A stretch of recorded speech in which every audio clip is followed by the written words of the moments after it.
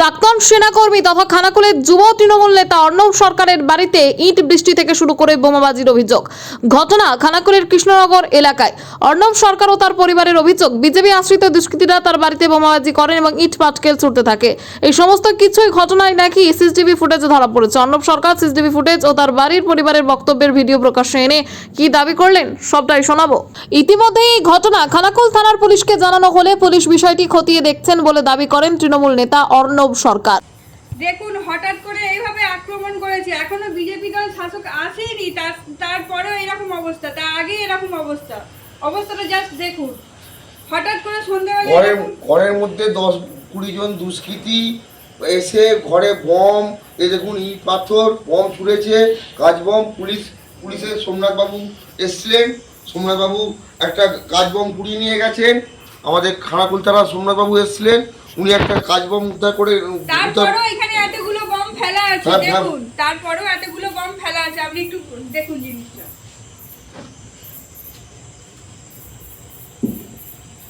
দেখুন, জাস্ট এইগুলো যদি কাউকে মারা হয় সেই মানুষের অবস্থা কি হবে বুঝতে পারছেন? তাহলে বিজেপি এরা না, এরা দুষ্কৃতী। আমার এই বৃদ্ধ মায়ের মাথায় একদম লাগতে বেঁচে গেছে। স্যার আমি তো ভয়ে কাঁপছি স্যার, কি অবস্থা আমার 64-66 বছর বয়স, এরকম অত্যাচার। আচ্ছা, শাসক দলে যদি তাতে এত অত্যাচার স্যার, আমরা কিভাবে থাকবো? বড় বড় বম ঘরে ভেতর ছুটছে, আমি ভিডিও আগে আপনাদের দেখিয়েছি। এবং থানার সোমনাথবাবু এসে বম নিজে হাতে উদ্ধার করে নিয়ে গেছেন, সেই ছবিও আমাদের কাছে আছে। তাহলে এখন বিজেপি এখনো ক্ষমতায় এলো না, এখন থেকে যদি আমাদের উপরে এরকম অত্যাচার করে তাহলে আগামী দিনে কি হবে?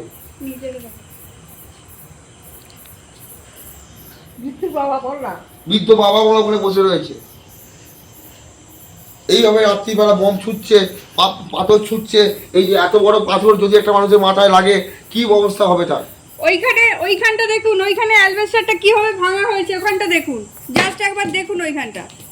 এরা মানুষ না অন্য কিছু? এরা আবার বিজেপি করে, ভারতীয় জনতা পার্টি। আবার মুখে জয় শ্রীরাম বলছে, অথচ মানুষকে মারার পরিকল্পনা করে বেড়াচ্ছে। বড় বড় বম ঘরে ভেতর ছুটছে।